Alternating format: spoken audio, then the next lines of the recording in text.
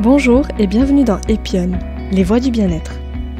Je m'appelle Amira Garbi et dans ce podcast, je vous fais découvrir des clés et outils pour cheminer vers votre bien-être personnel de manière globale et harmonieuse.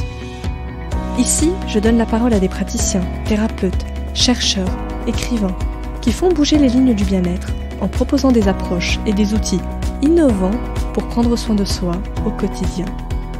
Ce podcast n'a aucune prétention médicale. Il est juste informatif. Pensez à demander l'avis de votre médecin si cela est nécessaire.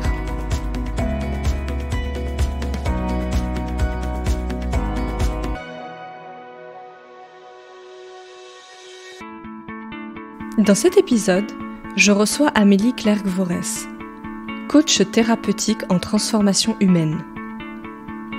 Forte de nombreuses années d'expérience en coaching et en thérapie, Amélie a fait rencontrer le meilleur de ces deux mondes pour créer sa méthode, le coaching thérapeutique. Ici, on décortique ensemble comment ces deux outils, lorsqu'ils sont réunis, peuvent devenir un levier très puissant de libération des mémoires du corps et de transformation de vie. On parle de mémoire cellulaire, du poids de l'intergénérationnel, de comment prendre les rênes de sa vie pour accoucher de soi-même et faire sortir de sa chrysalide le merveilleux papillon qui sommeille en nous. Je vous souhaite une très belle écoute.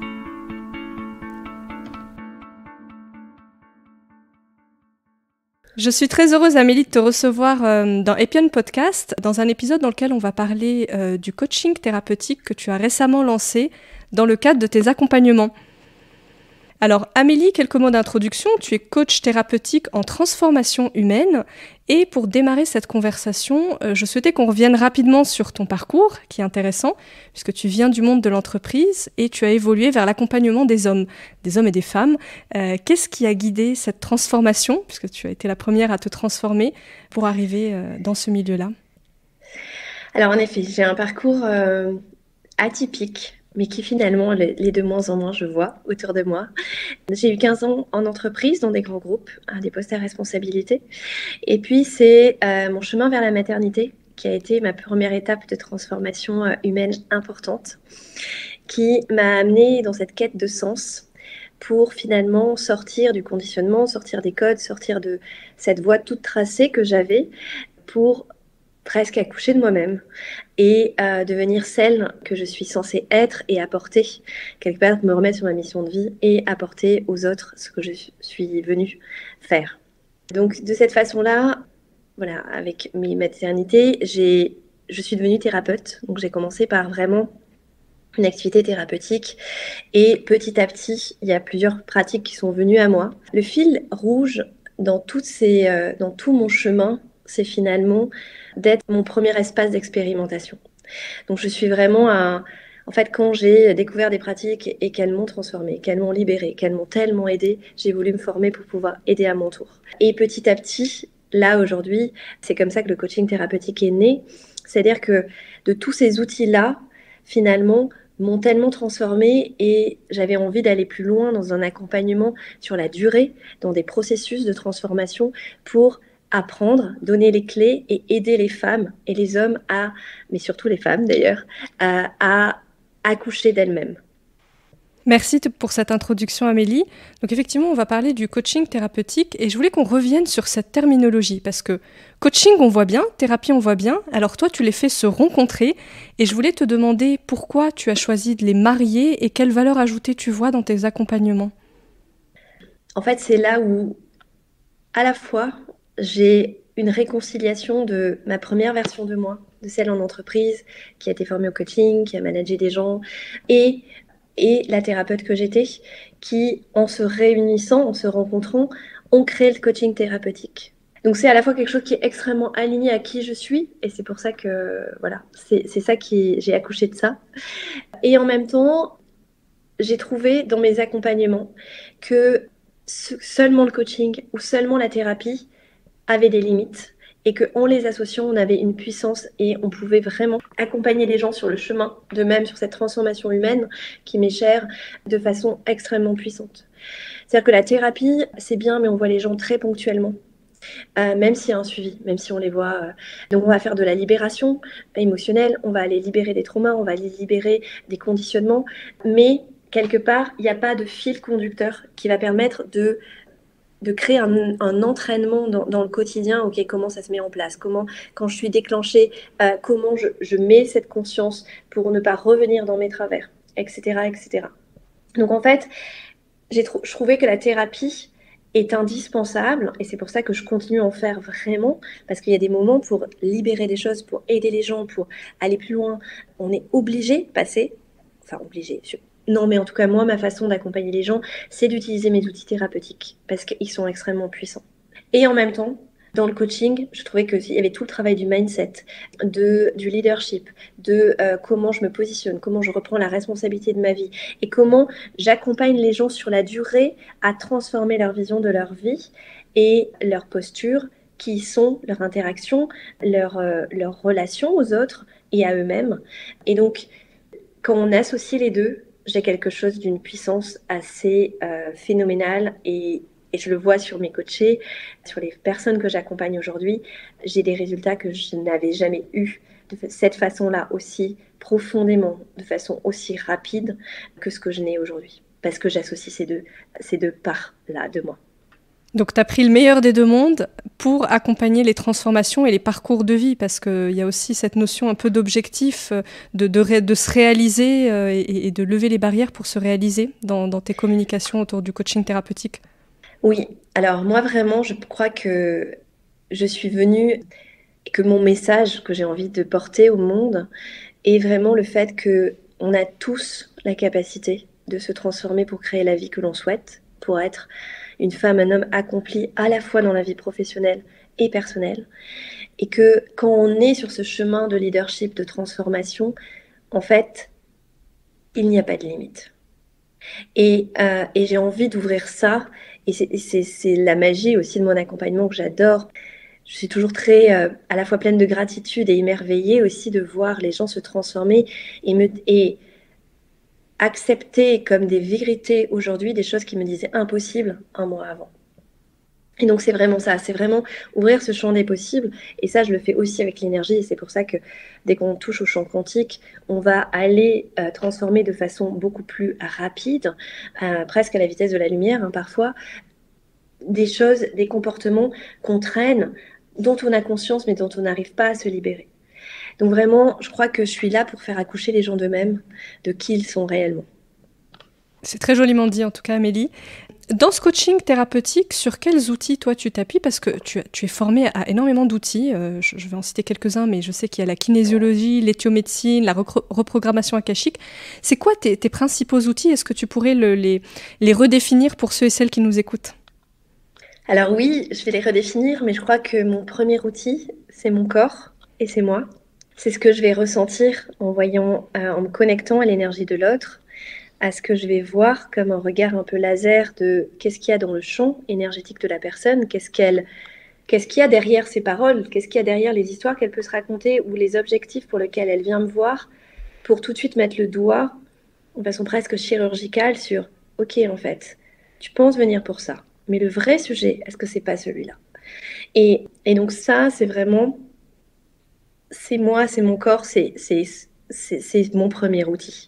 Après, bien évidemment, j'ai des outils et c'est toutes ces formations et ces outils-là qui m'ont permis aussi d'avoir cette conscience-là, énergétique, intuitive, corporelle, de ressentir, que ce soit les émotions, les sensations dans le corps de l'autre, etc.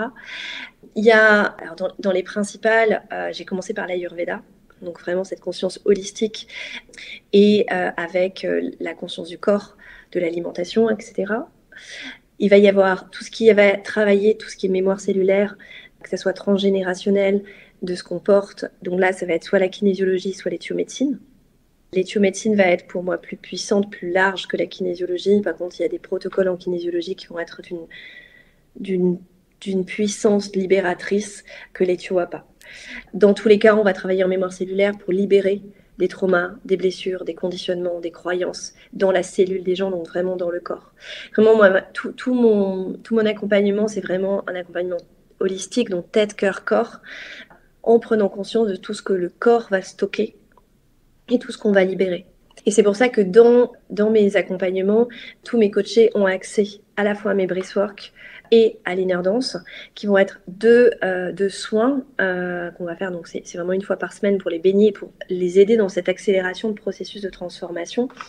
Le breathwork, on va vraiment être sur de la respiration, sur la puissance de la respiration transformatrice pour aller travailler à la fois au niveau physiologique, mais travailler au niveau du mental, pour lâcher le mental, pour lâcher le contrôle, pour libérer les émotions, libérer des traumas aussi, et pour ouvrir le champ de conscience. Donc là, on va être plus sur une activation qui va être plus yang, où on est dans le faire, on est en train de respirer.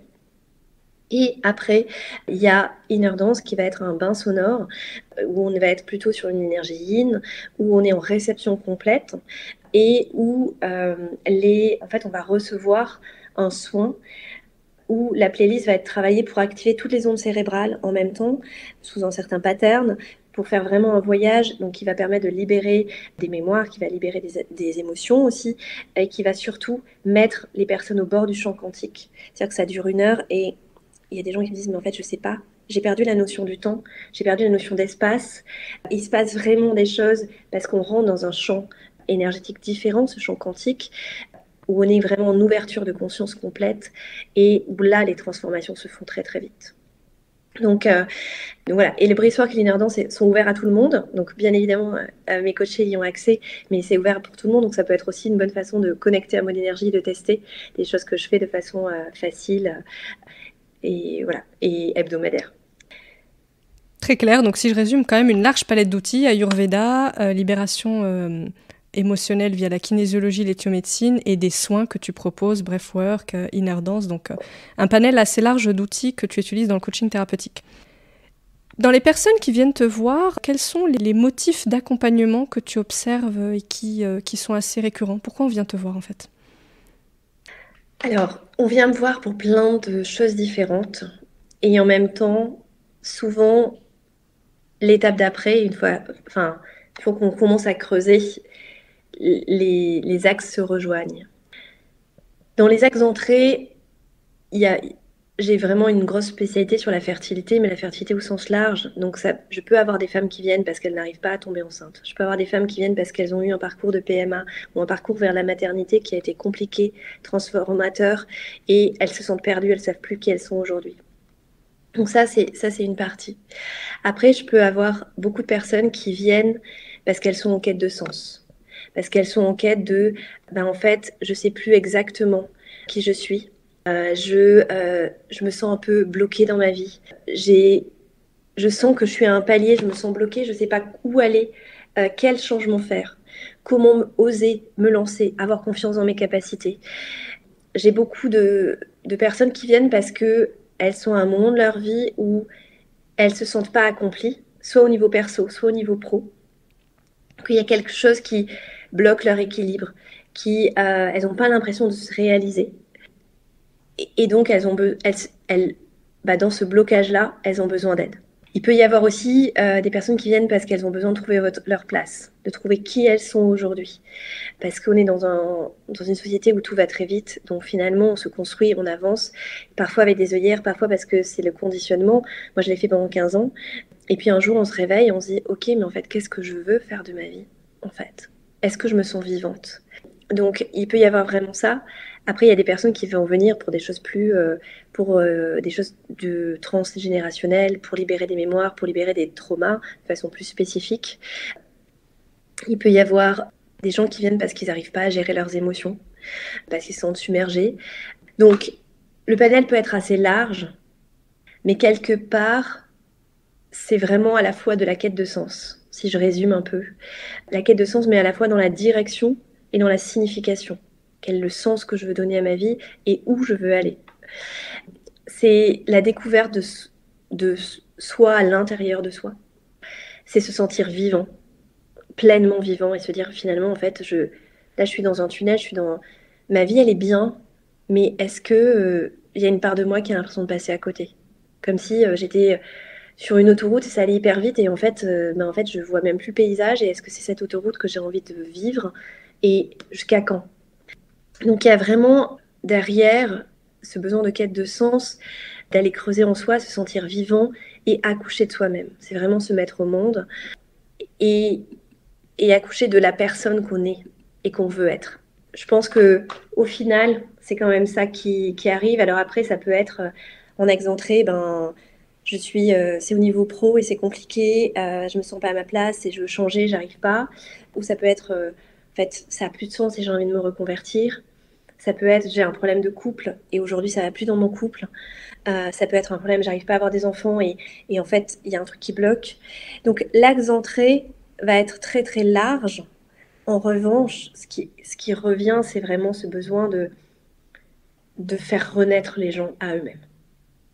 Je voulais qu'on creuse ensemble une théorie, en tout cas un concept que tu as évoqué en introduction, c'est celui de mémoire cellulaire, qu'on entend beaucoup en ce moment. Déjà, je voudrais que tu nous le redéfinisses, Amélie, en tout cas que tu nous redéfinisses la compréhension que tu en as et la place qu'il occupe aujourd'hui dans tes accompagnements. La mémoire cellulaire, c'est à la fois très conceptuel et ça peut être extrêmement pratico-pratique.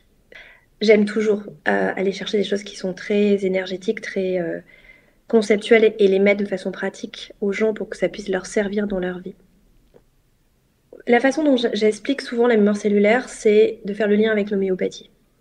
On sait aujourd'hui que quand on donne une information à de l'eau et qu'on va la diluer de plus en plus, l'eau va garder, même après X dilution, va garder la mémoire de l'information initiale. C'est de la mémoire cellulaire. Le corps est fait à 70% d'eau, donc l'eau que notre corps porte a de la mémoire aussi. Donc c'est vraiment ça, c'est se dire que nos cellules, notre corps va être chargé d'informations. Et c'est pour ça que mon accompagnement, il est toujours tête, cœur, corps. C'est faire prendre conscience aux gens, leur ouvrir les yeux sur des modes de fonctionnement, sur des patterns, sur des croyances. Et après, comment on va les libérer des choses qui peuvent les bloquer dans le corps pour pouvoir les changer et les mettre en place dans leur quotidien. J'ai plein de gens qui arrivent, qui ont fait beaucoup de développement personnel, qui ont fait parfois des psychothérapies, etc. et qui se connaissent parfaitement, qui connaissent les concepts parfaitement, mais qui n'arrivent pas à changer. Pourquoi ? C'est parce qu'il y a des choses dans leur corps, dans leur mémoire cellulaire, qui bloquent. Et que tant qu'on ne va pas libérer ça, la personne ne va pas pouvoir vraiment changer et se transformer. Donc c'est vraiment cet équilibre dans mon accompagnement entre la tête, le cœur et le corps, où je prends en compte vraiment la totalité de l'être qui apporte une transformation rapide et puissante. Donc c'est une information finalement qui est stockée dans nos cellules, qui est consciente ou pas d'ailleurs, parce que dans les cas que tu exposes, c'est plutôt inconscient. Tout à l'heure, tu as un peu évoqué le transgénérationnel aussi. Donc ça peut être une information qu'on hérite des générations précédentes ? Bien sûr.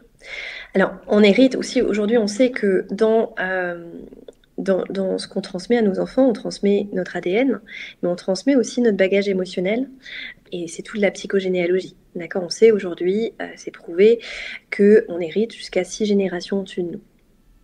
C'est pour ça que je vais prendre un exemple aussi qui va parler à tous. Au moment du premier confinement, au-delà des gens qui pouvaient être en contact et qui avaient des peurs qui étaient réelles, il y a des gens qui étaient en pleine campagne, qui étaient très peu exposés, qui avaient très très peu de chances d'être contaminés par le Covid, mais qui étaient quand même terrorisés. Et en fait, tout simplement pourquoi ? C'est que ce confinement a réactivé les mémoires de guerre qu'on a tous héritées de nos grands-parents, arrière-grands-parents. Donc c'est vraiment ça, c'est que parfois on peut surréagir à quelque chose ou avoir peur de certaines choses alors que concrètement, dans notre vie, il n'y a pas forcément de raison.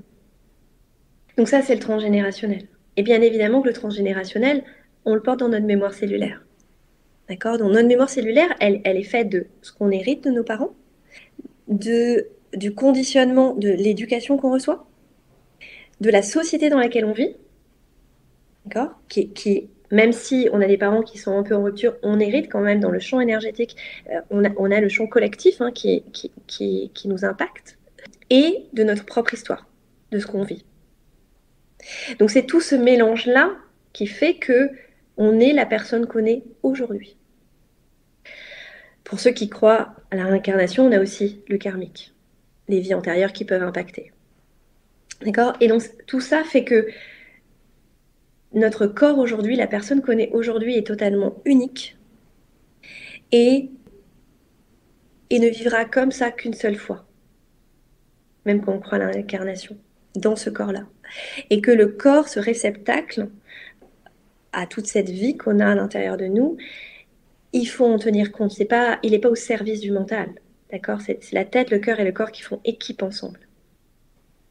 Donc on est bien plus d'informations qu'on ne le croit en fait. Tellement. Tellement, et oui, et comme tu disais, et la plupart de ces informations-là sont dans l'inconscient. Et d'ailleurs, tu emploies souvent l'expression d'empreinte émotionnelle. Est-ce qu'on a tous des empreintes émotionnelles et est-ce qu'on a tous quelque chose à libérer en fait? Alors, les empreintes émotionnelles, c'est ce qu'on va ancrer entre 0 et 7 ans. Donc on en a tous. Tout simplement parce que entre 0 et 7 ans, le cerveau de l'enfant n'est pas complètement développé et que donc tout va être amplifié. Je vais prendre un exemple, c'est-à-dire qu'un enfant qui est dans la cour d'école, qui joue au foot avec ses copains, avec un ballon, très bien. Puis il y a le ballon qui arrive, je sais pas, dans une vitre et ça casse une vitre, d'accord? La maîtresse ou le surveillant va se retourner, va voir ça et va peut-être accuser un enfant qui n'est pas celui qui a tiré. C'est typiquement une anecdote qui, en tant qu'adulte, qu'on peut se rappeler, raconter en rigolant, en disant non mais machin, c'était marrant, etc. Sauf que dans le cerveau de l'enfant de l'époque, il a pu vivre ça comme étant une injustice totale. Et donc ancrer cette blessure d'injustice. Et ça peut faire quelqu'un qui, en tant qu'adulte, va vouloir être avocat, va vouloir aller sur des métiers où on va faire la justice, ou c'est quelqu'un qui va surréagir à de l'injustice. C'est quelqu'un qui, je sais pas, si un collègue va être accusé à tort ou où il y a un peu d'injustice sur quelqu'un d'autre, alors qu'il n'est pas concerné, va vouloir s'en mêler, va être déclenché par ça. Donc ça, ce sont les empreintes émotionnelles. Ça, c'est tout ce qu'on va cristalliser dans notre corps, dans notre mémoire, dans notre inconscient, par notre vécu. Ça, c'est Michael Brown qui en parle hyper bien, des empreintes émotionnelles. Et c'est quelque chose qu'on va très très bien libérer avec la respiration. En fait, le breathwork, voilà, dans la respiration, il y a la respiration transformationnelle et régulatrice. Les deux sont très bien, mais ont des objectifs différents. Mais en fait, le système nerveux, ça c'est aussi intéressant à expliquer, c'est que quand on vit en stress, on va bloquer notre respiration. Et donc, en fait, on va engrammer cette information dans le corps, puisqu'il y a cette information de « hop, il n'y a plus d'oxygène à un moment donné », ça crée une tension au niveau du système nerveux parasympathique. Et donc, en fait, le breathwork, en remettant du souffle, en remettant de l'air, de la circulation dans toutes les parties du corps, va petit à petit aider à libérer toutes ces empreintes émotionnelles, tous ces traumas, toutes ces émotions, tout ce qu'on peut avoir stocké dans le corps et dans l'inconscient. Cette libération, elle prend combien de temps en moyenne? Toi, tu disais que tu observais des effets quand même assez rapides pour se libérer de ces mémoires, de ces empreintes. Combien de temps en moyenne il faut? Est-ce que c'est un travail de long terme, de moyen terme, de quoi on se parle? Alors, pour que les gens se disent pas, je suis partie pour 5 ans de... Alors, en fait, on va dire les choses, se libérer de tout, c'est pas possible. Il faudrait plus d'une vie. L'objectif, c'est de libérer ce qui bloque aujourd'hui les gens dans leur évolution. Donc, chez certaines personnes, ça peut être, je rentre dans un travail qui est très très profond parce qu'il y a plein de choses, parce que j'ai envie de... Et donc, ça va être plusieurs mois. Chez certaines personnes, ça va être quelque chose de très ponctuel parce qu'elles n'ont pas envie, à ce moment-là de leur vie, de beaucoup travailler sur elles. Et en 2 mois, on peut avoir des résultats. Donc, c'est là où ça va dépendre de chacun. Ça va dépendre aussi de la maturité émotionnelle de chaque personne et de sa conscience, de sa capacité à libérer des choses. Ce qui ne veut pas dire que quelqu'un va être mieux que quelqu'un d'autre, va être plus avancé ou pas. C'est juste où on en est chacun sur notre chemin. Donc, il n'y a pas de jugement sur ça. Il y a parfois des libérations, des transformations qui mettent du temps, tout simplement parce que si elles arrivaient trop vite, ce serait trop violent. et que le corps est bien fait, le corps va nous temporiser les choses au juste rythme, au juste tempo pour nous. Donc voilà. Donc après, c'est vrai que la gestation de 9 mois, c'est comme quand on fait un enfant. Il y a 9 mois pour faire un enfant et chaque semaine est indispensable pour l'enfant et en même temps pour que la maman et que le papa, alors si c'est le cas, se prépare psychologiquement aussi à devenir parent. Donc finalement, il faut accepter et profiter aussi de ce chemin vers la libération, parce que c'est un chemin. En fait, pour moi, tout ce qui importe, enfin, le plus important, c'est le chemin, c'est pas l'objectif. Et ce qui est important, c'est aussi de profiter du chemin. On n'est pas que, et ça c'est quelque chose qui est toujours très important dans mes accompagnements, que je dis très très régulièrement, l'objectif, c'est pas que aller travailler nos ombres, plonger dans nos profondeurs et faire des choses dark et difficiles et douloureuses. Moi, je pense que tout est une question de polarité dans la vie et que la transformation, c'est à la fois, oui, aller chercher de la libération. D'ailleurs, c'est pas forcément douloureux et long. C'est aussi des croyances hein, qui arrangent beaucoup de thérapeutes pour fidéliser des clients. Mais ça peut être très rapide, la transformation, la libération. Mais c'est équilibré avec de la lumière, équilibré avec des choses positives.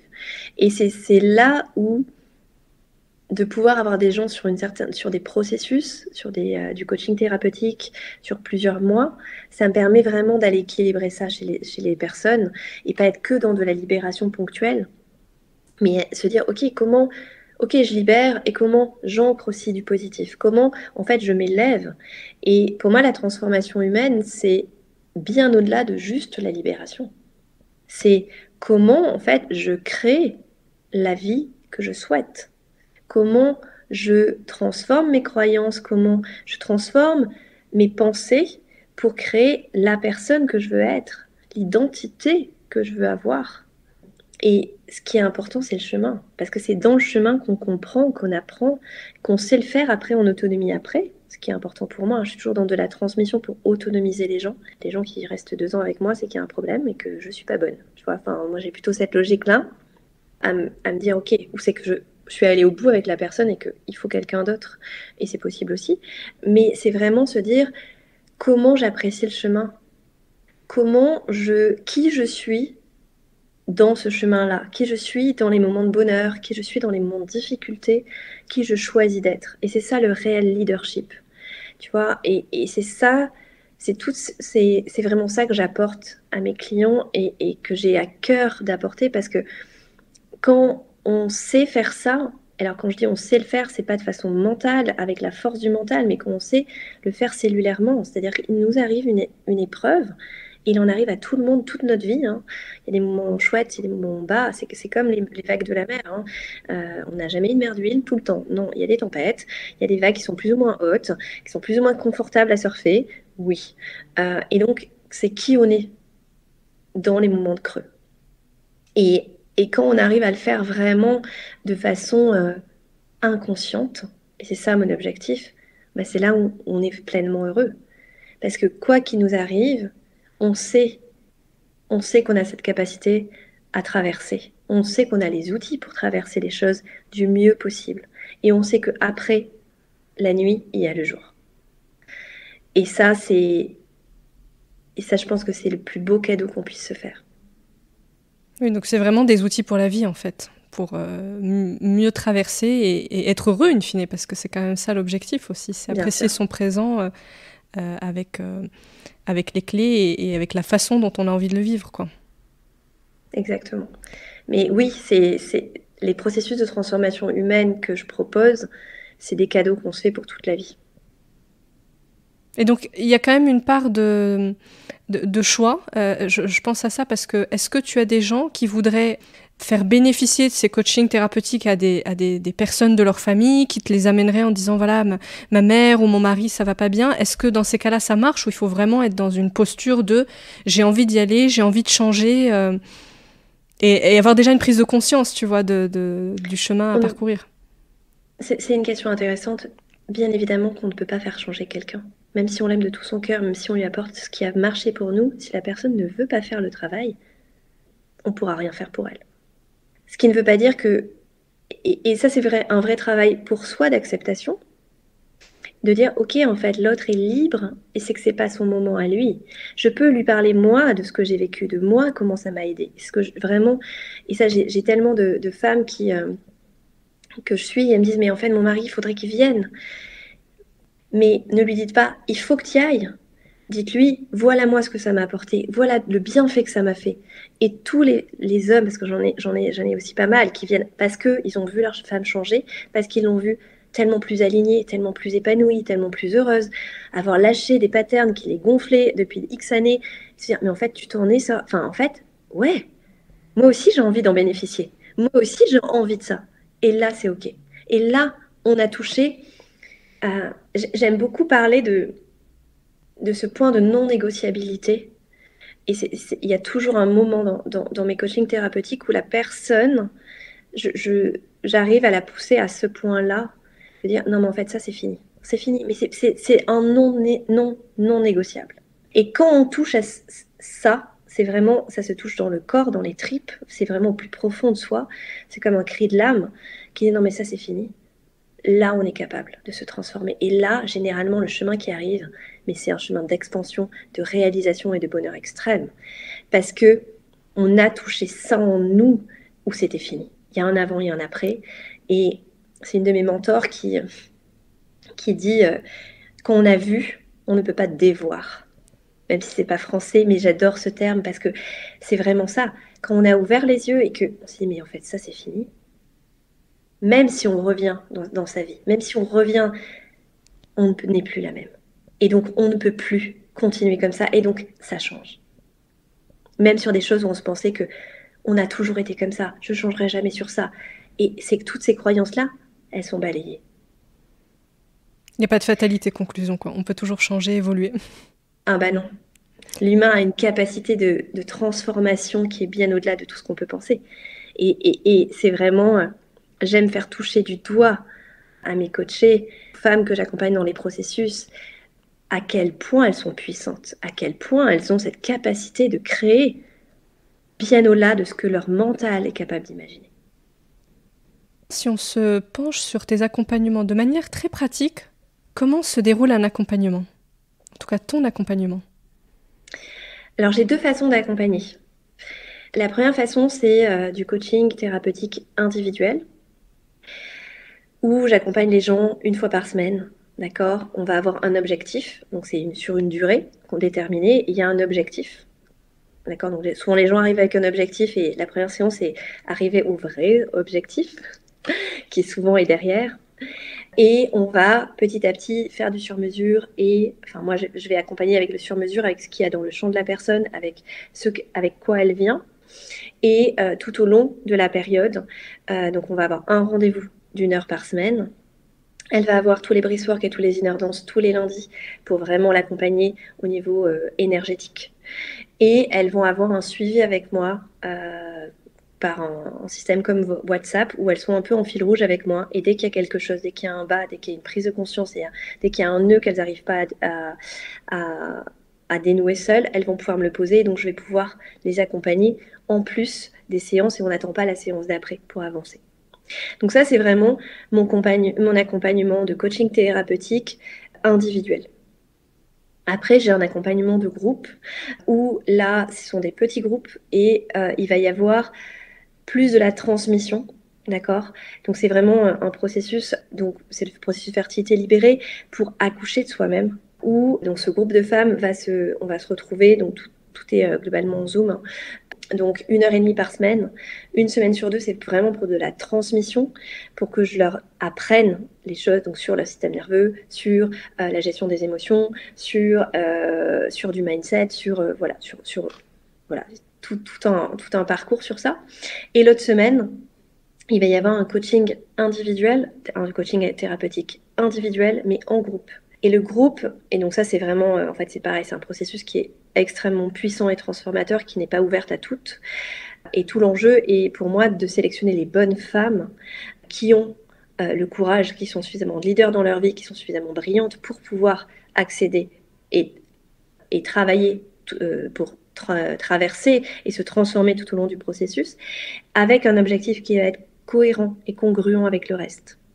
De cette façon-là, le coaching thérapeutique individuel en groupe va être un accélérateur de transformation parce que comme elles sont toutes dans le même champ et dans les mêmes styles d'objectifs, de coacher l'une, ça va résonner sur toutes les autres. Et donc sur des sujets qu'elles n'auraient pas été capables d'amener aujourd'hui, elles vont bénéficier d'un coaching parce que ça leur parle, parce qu'elles sont dans la même étape de vie. Donc voilà, donc il y a vraiment ça. Il y a aussi, pareil, Breathwork et Inner Dance voilà, pour tout le monde, avec ce lien vraiment énergétique, avec dans le groupe l'avantage d'être bien évidemment un groupe donc de la sororité, là c'est vraiment que pour les femmes, et vraiment donc de l'entraide et avec des femmes qui vivent la même chose, donc qui peuvent se soutenir aussi. Il y a des amitiés qui se créent clairement, donc ça c'est très beau à voir. Et en même temps, il y a quand même de l'individuel. Moi je sais que une des choses qui est une de mes forces, c'est de voir, c'est ce regard laser, de voir très clairement et très vite le point de blocage chez la personne. Et donc, je veux garder absolument, c'est pour ça que c'est des petits groupes, je veux absolument garder ce côté individuel, même dans le groupe. Donc voilà, c'est vraiment les deux en même temps. C'est des groupes de combien de personnes ? C'est 8 à 10 personnes. 8 à 10 personnes. Et tu parlais de l'énergie. Comment ça se manifeste ? Comment tu arrives à garder justement ce lien énergétique ? Parce que tu disais que ça se fait aussi à distance. Donc, à distance ou en physique, on arrive toujours à avoir cette énergie dans les échanges ? Complètement. En fait, parce que je travaille dans le champ quantique, d'accord ? En fait, ça c'est intéressant aussi pour nos auditeurs. En fait, le passage de la physique classique, matérialiste, à la physique quantique est un changement de paradigme total. La physique matérialiste, tout est temps et matière. La physique quantique, tout est énergie. D'accord ? Donc si on regarde l'être humain à travers la physique quantique, on est fait à 99,9% de vide. D'accord ? La physique quantique, c'est vraiment quand on descend dans l'infiniment petit. En descendant dans l'infiniment petit, en fait, les atomes et les électrons autour. Et donc, du vide. Et de l'énergie qui soutient les électrons autour des atomes. Donc, dans la physique quantique, il n'y a pas de temps, il n'y a pas d'espace. Donc, quand on travaille en énergie, dans l'énergétique, il n'y a pas de problème. C'est-à-dire que moi, avec un coaché en face, je suis capable de sentir dans son corps qu'est-ce qui bloque. Tu vois, là, je suis capable de te dire que tu as le plexus solaire qui est un peu noué. Tu le sens ? Ouais, un petit peu, c'est vrai. Et que depuis tout à l'heure, tu as le chakra du cœur qui est en train de s'ouvrir et qui est en train de recevoir. Ouais. Donc, tu as le chakra du cœur qui est activé et tu as le plexus solaire qui est un peu noué. Parce que ça va te chercher dans des choses que tu ne sais pas forcément, qui te perturbent dans tes croyances, qui font que le mental et l'ego sont là en disant ouais, mais non, mais en même temps, si, ça a du sens. Et donc, ça va te chercher vers de l'inconnu. Donc, c'est pour ça que tu as le plexus qui est un peu bloqué. Et tu vois, on est en distance. C'est très important ce que tu dis parce qu'effectivement, tu peux avoir des gens qui peuvent être freinés par cette croyance qu'il faut systématiquement se voir physiquement, être dans le corps pour changer, qui peuvent se dire non mais par Zoom à distance, j'y crois pas. Et c'est bien que tu reprécises qu'en fait, c'est pas la question qu'il faut se poser en fait. Après, il y a des choses, tu vois, typiquement les médecine, je peux le faire que en physique. Oui, parce que tu manipules le corps, ouais. Voilà, parce que là, je travaille vraiment sur le corps physique. Et dans ces moments-là, mes coachés viennent au cabinet et voilà. Mais c'est vraiment, on n'a pas besoin. Et c'est pour ça que je te dis, mon premier instrument, c'est mon corps. Parce qu'on est ensemble, je me plug sur toi et je ressens ce que tu ressens. Et qu'on soit à des milliers de kilomètres ou qu'on soit même physiquement, tu vois, quand j'ai un patient sur la table, ok, je ressens ce qu'il ressent dans mon corps. Et donc, tout passe par mon corps et mon canal, en fait. D'ailleurs, je me demandais, quand on est, la question m'est venue en t'écoutant, quand on est plusieurs comme ça et qu'on reçoit l'énergie des autres, est-ce qu'on n'accumule pas justement, moi j'arrive avec mon bagage et mon énergie, mes questions lourdes que je porte sur mes épaules, est-ce que je prends pas celles des autres aussi en plus des miennes en fait? Est-ce qu'il n'y a pas ce risque aussi? C'est une question qui est très intéressante. En fait, personne ne prend rien. La seule chose qu'ils puissent faire, c'est que l'énergie, elle est là. Donc, on ne va pas prendre l'énergie négative des autres. La seule chose qui puisse se passer, c'est que l'histoire de quelqu'un va activer chez toi quelque chose que tu portes et dont tu n'as peut-être pas conscience. Et donc, c'est un cadeau. Si, tu vois, tout simplement, c'est souvent une question qu'on me pose par rapport à moi. En me disant, mais en fait, tu vois un nombre de personnes, ils ont tous des problèmes, et comment tu fais? Mais en fait, je suis juste canal. Donc en fait, en gros, les problèmes, l'énergie, les blocages, ils passent par mon corps, mais ils rentrent et ils sortent. Si ça déclenche quelque chose chez moi, ou ça se bloque à un moment donné chez moi, c'est que ça m'appartient. C'est que, en effet, j'ai une résonance avec cette personne qui active un truc chez moi qui n'est pas réglé. C'est pour ça que moi, je me traite, il n'y a pas un mois où je ne suis pas traitée. Pour être toujours clean, parce que justement, mon corps, c'est mon instrument. Et pour justement faire que je ne fais pas d'effet miroir avec les personnes que j'accompagne, que quoi qu'on dépose, je suis capable de l'accueillir en toute neutralité et en toute objectivité. Parce que si ça active chez moi, je vais être dans une réaction humaine, mais plus thérapeutique. Donc ça, c'est extrêmement clair. Donc quelque part dans le groupe, et c'est pour ça que c'est vraiment ta question, elle est chouette, parce que c'est pour ça aussi que c'est un accélérateur. C'est qu'en fait, toutes ces femmes vont résonner les unes avec les autres.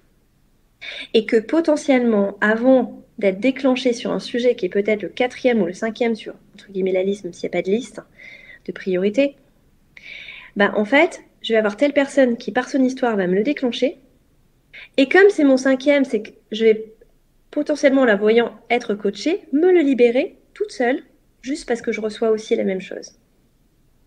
Donc c'est un accélérateur en fait, on va pas juste rajouter des couches de mal-être, enfin, on va juste découvrir, lever un peu le voile sur... Mais c'est exactement ça, et c'est vraiment un accélérateur de transformation, le groupe. Et c'est quelque chose qui, je vois vraiment, les femmes qui...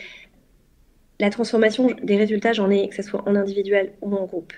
Mais celle en groupe, sur des plus petites durées de temps, j'arrive à la même chose que certaines personnes en individuel. Parce qu'elles sont dans ce vortex énergétique et que, en fait, c'est comme si elles étaient... Tu vois, souvent, je prends la métaphore du papillon. Vraiment, c'est comme si on était toutes des chenilles. Moi, je crée ce cocon, cette chrysalide, pour pouvoir déposer, pour pouvoir se transformer, mais elles sont toutes ensemble pour devenir plein de papillons et que chacun soit le papillon qu'elle est censée être. Et c'est vraiment ça. Et ce papillon, il va être fertile. Il va pouvoir déployer ses projets, sa vie pro, la vie de ses rêves ou son enfant. Mais c'est vraiment ça. C'est vraiment ce processus de transformation humaine, pour moi, c'est vraiment, tu vois, c'est vraiment le papillon et la chrysalide. Et quand dans la chrysalide, tu es seule, ça va être moins transformateur que quand tu es 10. Quand tu es 10 à l'intérieur, en fait, tout va s'amplifier, s'accélérer et résonner les unes avec les autres. Donc non, elles ne vont pas prendre des choses des autres. Au contraire, si ça résonne chez elles, c'est un cadeau, même si sur le moment c'est inconfortable, mais à terme, très vite, et moi je suis là pour voir les résonances et aller chercher en disant, ok, ça résonne chez toi, qu'est-ce que ça veut dire? Et si je vois que le processus il n'est pas fini, aller le finir chez l'autre personne pour qui ça a résonné. Tu vois, c'est ça ma responsabilité, moi.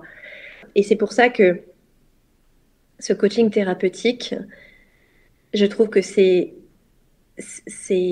extraordinaire parce que, en fait, j'ai ma posture de thérapeute que les coachs n'ont pas. Et en même temps, j'ai ma posture de coach que les thérapeutes n'ont pas. Et c'est vraiment en pouvant jouer sur ces deux parts qui sont hyper complémentaires que j'ai les résultats que j'ai. Super, effectivement, maintenant on voit bien la complémentarité entre les deux sphères et comment ça peut s'inscrire au quotidien dans nos vies. Donc nous sommes tous des papillons en puissance, c'est ça que je retiens quand même de notre échange, Amélie. Exactement. C'est très clair. Pour finir, j'ai une question que j'aime bien poser à la fin des échanges, une question un peu littéraire. Pour ceux qui auraient envie d'aller plus loin, là, suite à cet échange, en t'écoutant, est-ce que tu aurais des livres à conseiller à nos auditeurs, auditrices qui auraient envie de creuser un peu le sujet, de concepts que tu as évoqués ou de méthodes et outils que tu pourrais partager ici? Ah oui, alors j'en ai plein, t'imagines bien. Alors j'en ai parlé tout à l'heure, mais le processus de la présence, de Michael Brown est vraiment quelque chose de... Moi, qui a fait partie de mes premières grandes transformations de vie, que j'aime beaucoup. Et à la fin, il y a un processus, il travaille beaucoup avec le souffle, un processus de 11 semaines qu'on peut faire. Donc voilà, donc c'est un vrai livre qui est vraiment chouette. Un autre livre que j'aime beaucoup conseiller à mes coachés, c'est Kilomètre Zéro de Maud Ankawa, en mode facile, mais qui permet parfois de se recentrer, qui permet parfois de remettre un peu les choses de façon très vulgarisée, simple, mais très juste.